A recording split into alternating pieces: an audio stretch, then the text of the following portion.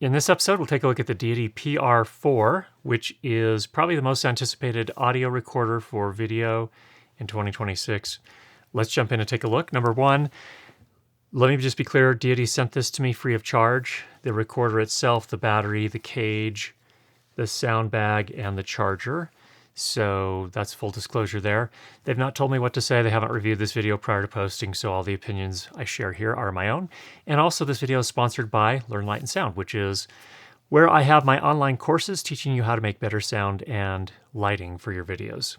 Link down below. Okay, first let's jump straight in to the features and what I consider like the really strong points on this particular recorder. Number one, the XLR TRS inputs are combination inputs, first of all. That's not true of some of the competitors like the MixPre-3 and the Zoom F3. The max input level when you have the inputs set to microphone level is plus 11 dBu. And if you have it set to line levels, plus 24 dBu. So that's actually more headroom than you get on, for example, the Zoom F3. Not quite as much as MixPre, but pretty close. Let's go ahead and demonstrate here with a clipping test, just to demonstrate the 32-bit float recording capabilities and the ability to recover that in post-production.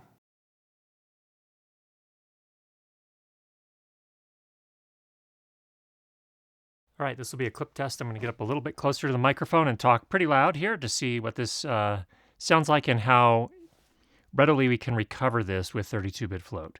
So this is our test for 32-bit float and clipping the front end. The inputs also support AES-3 and AES-42 digital inputs. So if you have a digital microphone of some sort and you want to get that in here, you can do that. That's pretty cool.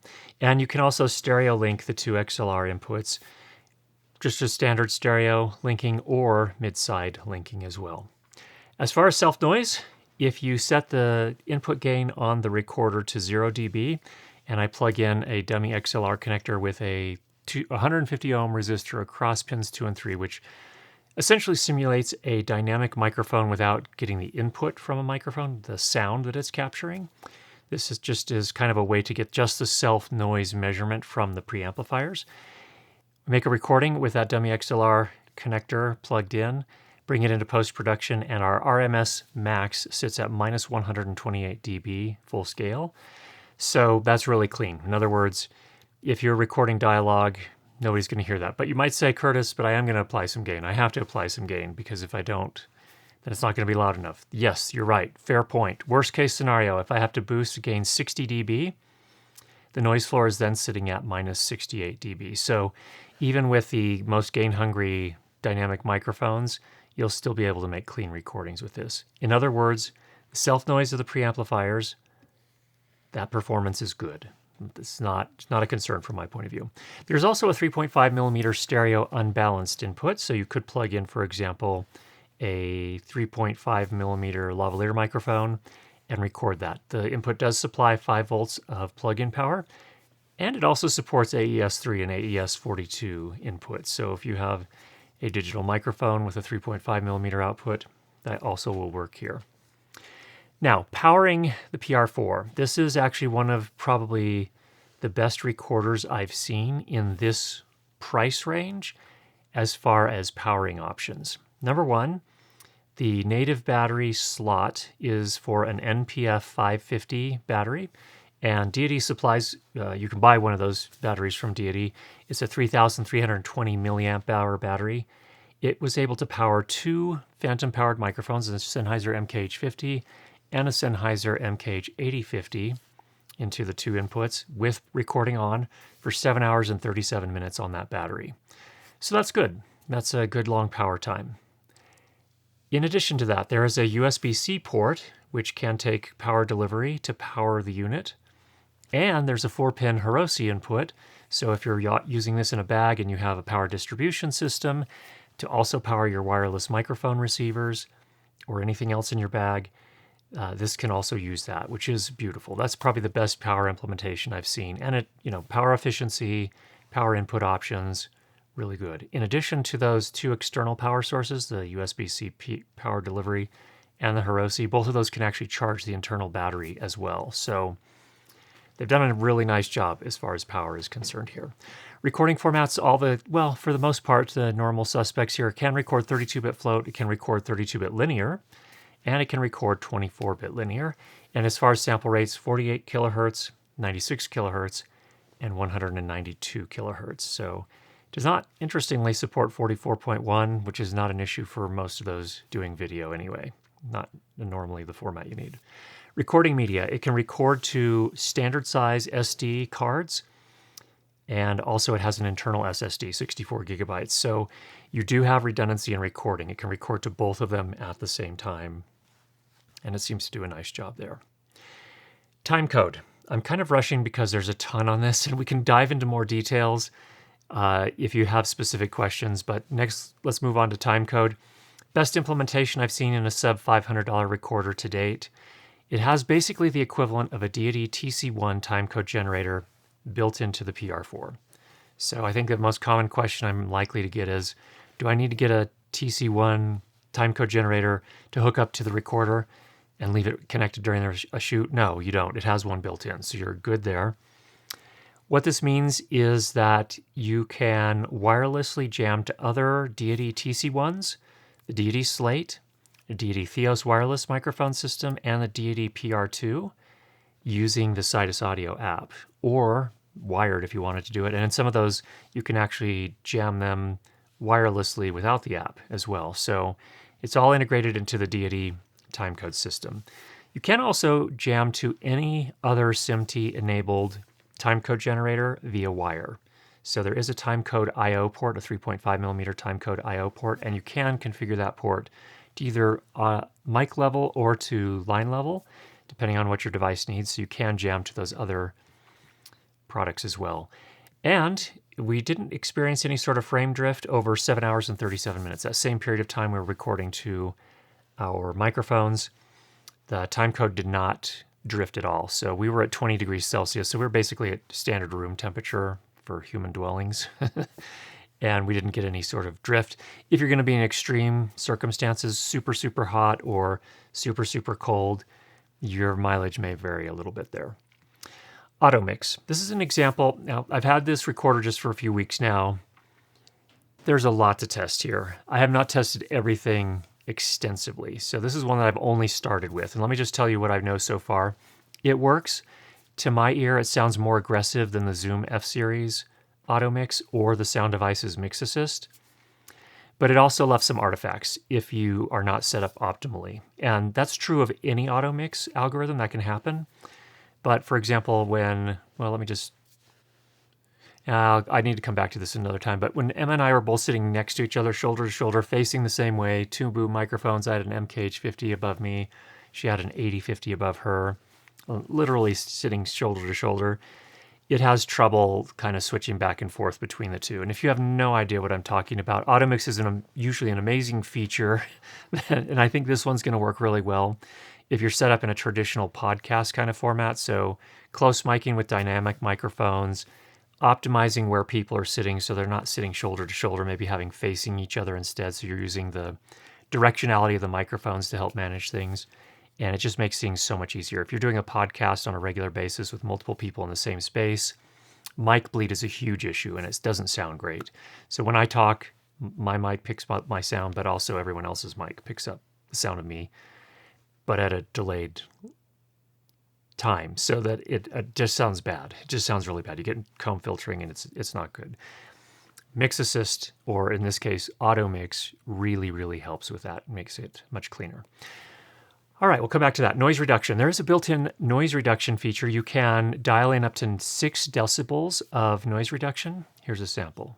I am now going to do a noise reduction sample. For our noise source, we have this little air filter here. Let's turn that on.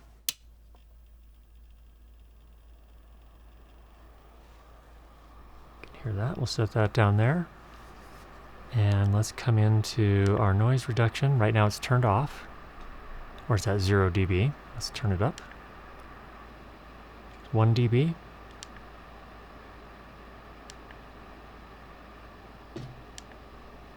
That's 6 dB of noise reduction. And if I keep talking, I want to hear what it does to my voice as well. That's one of the tricks with noise reduction. That was my hands. Noise reduction, it has the potential, of course, to cut into the dialogue itself, and that can be quite problematic. So let's go ahead and turn it back off down to 0 dB. That's 0 dB. And here it is again at minus 6 dB. So it's subtle, but it doesn't seem to affect my voice a whole lot, which I appreciate. So there we go, noise reduction on the PR-4. My assessment is it's well implemented. It doesn't do a ton of noise reduction, but what it does very tastefully, and it does without creating a bunch of artifacts and trashing the dialogue. This is different than, for example, on things like the DJI Mic 2, or was it the 2 that included noise reduction, and it was awful. Yeah, it got rid of the noise, but it also trashed the dialogue. Moving on to the display, it is an AMOLED display, 456 by 280 pixels. Good pixel density, it's pretty small screen. So for those with eyesight that's not as great as it used to be, you probably will need your glasses. I certainly do. It does have some limited touch capability, and I think this is really well implemented. So it's not a touch screen for everything. You have the menu encoder for that, but it does allow you to do something. So for example, when I'm on the front screen or the main screen here and I want to switch what these knobs do, whether they're controlling inputs 1 and 2 or inputs 3 and 4, I just tap the screen and that switches to the other inputs. That's really handy. You can also swipe to get to some quick menus. So that's kind of the limits of what the touchscreen can do, but it's too small to be effective otherwise anyway. So I think this is a really good choice in how they implemented it. So good job, DEITY, on that. The PR-4 can also be a USB audio interface. It does record or does stream via USB 32-bit float at 48 kilohertz. It's stereo only, so it's just sending a stereo mix from the PR-4 to your computer, and it doesn't get any output from the computer, so you can't listen back to the computer audio with your headphones, at least with a Mac. I don't know if this is different on a Windows machine, but on the Mac, that's how it's implemented, at least at the time of the review here. So I'd really kind of view this as more of a convenience feature than a full-blown audio interface. So if you're expecting to use this as a full-blown audio interface, I think you need to modify your expectations. Probably not the best device for that. The PR-4 can be controlled by the Sidus Audio app. This is a pretty mature app at this point. It's been out for a number of years. And it enables you to wirelessly control from your phone pretty much every feature on the device itself. It's really nicely done, and it works well. This is weird, but on a 32-bit float recorder, it also has a limiter. And you might ask, why do I need a limiter if I have a 32-bit float recorder? You don't necessarily. If you're just recording and you're going to go into post-production and you can correct any cases where the audio goes above 0 dB in post, then you probably don't need it. However, there are some cases where it is useful. For example, if you're wanting to save some time in post-production, or perhaps when you're sending audio to a camera, or perhaps you're doing some sort of live production. That's where a digital limiter like what they have here is useful. So here's a sample of what it sounds like. Okay, this is our test with the limiter. I am pushing the levels here. Gain is set way too high. And I'll get a little bit closer to the microphone. This is our test with the limiter. Limiters are pretty extreme settings. It's basically a brick wall limiter. Will prevent you from technically clipping. So let's hear what this sounds like. Now here's maybe a little bit more sane example where I'm not clipping constantly, but instead kind of tickling up against the top. This might be a more realistic example if you do manage your levels a little bit better, what you might expect. Moving on to the build. The PR-4 is largely plastic, but it's a firm and fairly sturdy feeling plastic, so that's good. There is a spring-loaded battery / SD card door, and yes, the card is still accessible even without removing the battery. They're both behind just the same door. There are 2 detented channel knobs, one detented menu or headphone volume knob. It's kind of a shared knob there. There are record, menu, and mark buttons, and these buttons are clicky, so you can easily tell when you've engaged them. That's nice. There's a locking power switch on the top. It's easy to access, but not easy to accidentally turn off, which is really good. So far, I like it. I think it's working really well. Best of all, in my opinion, there is an optional all-metal cage for $59 US that is made for this specific recorder by DEITY. And that makes it a much tougher build overall. And it has both inch and 3/8 inch taps all over the top and bottom. So that's pretty nice, pretty useful. As far as RF interference, it appears to be fairly well shielded. I did not get any sort of RF interference picked up from a mobile phone that was streaming via Wi-Fi or a UHF wireless transmitter held in close proximity to the recorder. No issues whatsoever, so it seems to be nicely shielded. The warranty is a 2-year warranty, and the pricing here in the United States is $449 USD for the PR-4 recorder, $59 for the metal cage, $39 for the NPF 550 battery, and $58 for something we haven't talked about, actually, and that is the charger here. It's a USB-C and USB-A gallium nitride power adapter.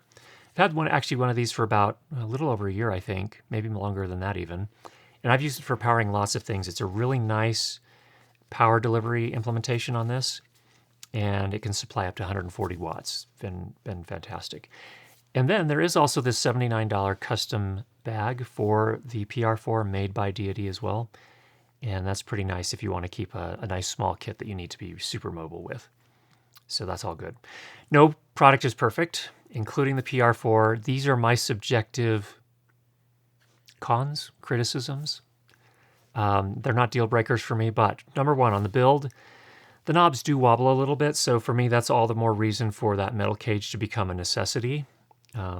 I like to protect my gear.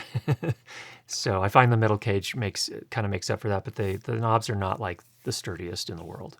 Display, the size is a little bit small for my eyes, which are no longer as perfect as they used to be, no longer 20/20. And some of the color choices are hard to read on the screen. So for example, when you're charging the unit, if you just have like the PD cable, USB-C cable plugged in and the unit's off, you get a little battery symbol on the screen and a green level that shows how charged it is. And then overlaid on the green is a number that tells you what percentage the battery charge is at currently. And that text is white on a green battery background, and it's pretty difficult to read. That should be fixable in firmware. So that's some feedback for DEITY. But there are a couple things like that where I found the color contrast was not ideal, so it made it a little harder to read. Next up, the boot time. I have a 32 gigabyte card that I put in my PR-4 here. It's not a super fancy card. I think it was $15. It's just an older SanDisk card. But the boot up time took 15 seconds. So if you are looking for something that boots up immediately, the PR-4, at least with the card I'm using, is not that one. It takes some time to boot up. There is no wireless audio monitoring. That is a new standard, not a standard, but it's a new thing, a new feature that TASCAM introduced with their FR-AV line of recorders, FR-AV2 and the FR-AV4. This DEITY PR-4 does not have that. So if that's important to you, then good to know. Okay, let's compare this to a number of other recorders that are probably its nearest competitors. Number one, a Zoom F3. What does the PR-4 do better than the Zoom F3? Number one is the power. You have the internal lithium-ion battery, you have the Hirose input, and those both can charge the battery. You don't get that on the F3. You have better UI and ergonomics on the PR-4. In my opinion, this is subjective, but I prefer the way that the PR-4 operates. It's easier to operate from my point of view. You have knobs instead of just a bunch of buttons. The inputs on the PR-4 are digital. You also have a 3.5 millimeter input, which you do not have on the F3, and the XLR inputs are actually combo jacks. So if you're going to be recording from a DJ's mixing board or a mixing board at a live show, it's usually a little easier to get a feed from the board that's a 1/4 inch input as opposed to XLR. You can usually get it to work either way, but you have to have adapter cables if you only have XLR inputs. But the PR-4 doesn't have just XLR inputs, it has combo inputs, so you're in good shape there. Timecode implementation is way better on the PR-4.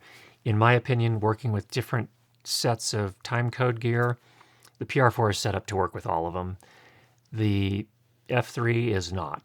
The F3 is very specific on which ones will work with it.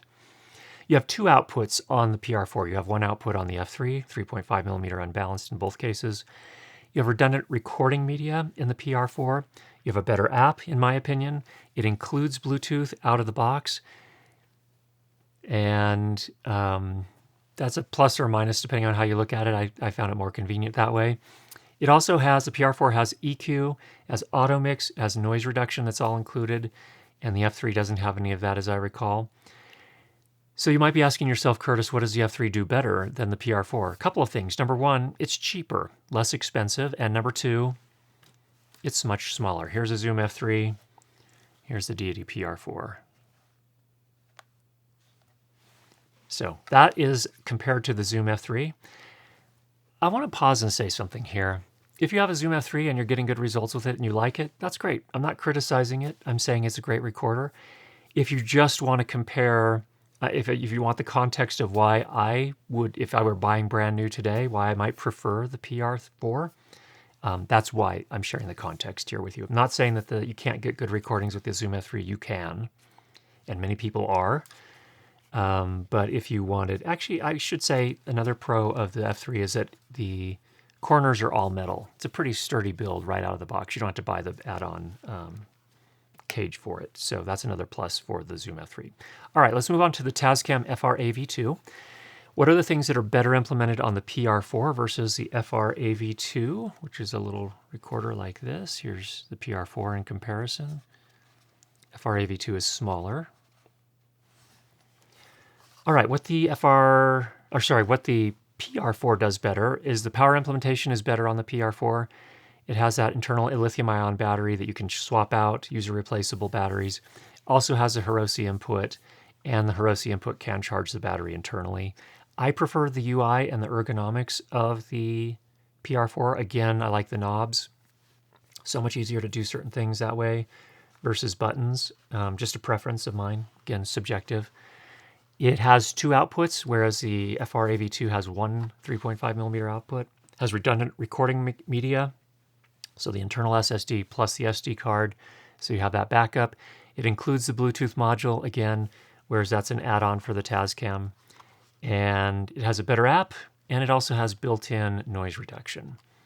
These are just, again, just very high level, many of these subjective. What are the things that the FR-AV2 does better than the PR4? Number one, wireless audio monitoring. Huge feature for some people, not a huge thing for me, but if that's really important to you, then the FR-AV2 has got the PR4 beat on that front. And then the FR-AV2 has a bigger screen, which is a little easier on the eyes, at least it was for me. Let's move on to the Sound Devices MixPre-3. What are the features that the PR4 does better than the MixPre-3? Number one, the inputs are digital capable, whereas they're not on the MixPre, and they are XLR combo jacks. So again, you can use 1/4 inch or XLR, whereas on the MixPre, it's XLR only. Timecode implementation is slightly better on the PR4, not worlds better, but slightly better. It does have the ability to wirelessly jam with other DEITY timecode products, whereas the MixPre obviously doesn't. And it has a dedicated timecode in-out port, whereas on the MixPre, that timecode port is shared as an auxiliary input as well. So that can be a little bit of a pain. Sometimes you have to plug in and unplug things, and you can't run timecode externally into the MixPre and also use a 3.5 millimeter lavalier microphone, for example, at the same time. Auto mix and noise reduction are included on the PR4. They are paid add-ons for the MixPre, and they are pricey.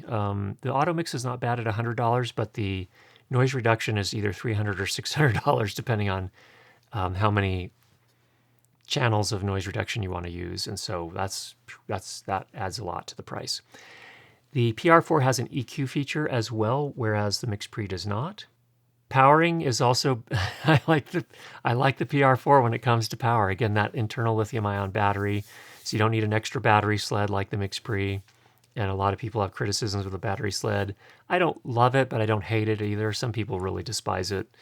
You have the built-in Hirose input, and some people are going to say, but Curtis, you can buy a battery sled that allows you to use Hirose input on the MixPre. And yes, but you have to buy it. It's built into the PR4. That's nice. The PR4 is way more power efficient. You can charge the internal battery from those external outputs on the PR4, and it has, just more power efficient, so it's really good. Huge advantage for the PR4 is the price. It's basically half the price of a MixPre-3. It's physically smaller, and it does have a much better app than the Sound Devices Wingman app. All right, what are the things that are better on the MixPre-3 versus the PR4? Now, this is, full disclosure, my favorite prosumer recorder is a Sound Devices MixPre. I'm going to just level with you. So there are some things that the MixPre does better, but if I were buying today and I were on a tighter budget, I would have no qualms about buying a PR-4 instead. But there are still some things that are better on the MixPre. Number one, the build quality. There is no contest here. Everything, the knobs, everything feels more solid to me. The case is all metal right out of the box. I've never sustained physical damage to a MixPre, and I've had MixPres since 2017 at least. Whenever they first came out is when I got my first one.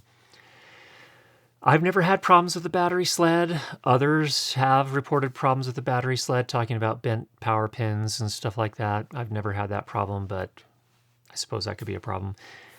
I would say the other thing, though, about the MixPre is that it's repairable. When you buy from Zoom, or you buy from TASCAM at this level, or you buy from DEITY, they're consumer electronics products, basically, which means that once they're out of warranty, the companies themselves don't provide repair services generally. I don't know, there's nothing on the DEITY's website or TASCAM's website or Zoom's website about repairing your products. Sound Devices actually does that. Now, granted, it could be very, very pricey, but it is repairable, so that's a consideration. The headphone amp. The DEITY PR-4's headphone amp is actually quite good. It drives, I think, up to 300 milliwatts per channel. It's the same as the MixPre. The only difference between them is it sounded to me like the DEITY PR-4's headphone amp was a little brighter. It seemed a little colored relative to the MixPre's headphone amp. Again, subjective. Maybe that's a problem, maybe it's not. I feel like I could still make good recordings with the PR-4, to be fair. There's a better audio interface implementation on the MixPre by far. You can use it for inputs and outputs. You can route the audio in a pretty flexible sort of way. So if you're going to use one of these as an audio interface full-time, or when you're at your computer, I think the MixPre is a much better option there. You do have an additional XLR input on the MixPre-3. Mix Assist did a better job, I thought, subjectively. We'll have to dive into that in a little bit more detail. Noise Assist was more configurable. In other words, you weren't limited to just 6 dB of attenuation. You could go up to 20 dB of attenuation. Granted, under almost all circumstances, 20 dB of attenuation was a bad idea because you started cutting into the dialogue. But the point is, you had a little bit more control over it. You could go more aggressive than 6 dB. But what's good about the PR-4 noise reduction is that it is, at least in my testing, it was pretty much impossible to start introducing artifacts. You may not have got as much noise reduction as you wanted, but it was really good. It just sounded good. So that's a good thing. So you might be thinking to yourself, Curtis, why would you ever choose a MixPre? Cost twice as much, hardly better, and any things that matter to you. If those things don't matter to you, that's fine. Don't buy a MixPre. Buy a PR-4 instead if you like. At the end of the day, I think you can make a good recording with all of these. TASCAM, Zoom, DEITY, MixPre. By the way, this entire episode is recorded on the PR-4, just so you're aware, and a Sennheiser MKH50. I think that's everything. Get out there and make some great sound. Talk to you again soon.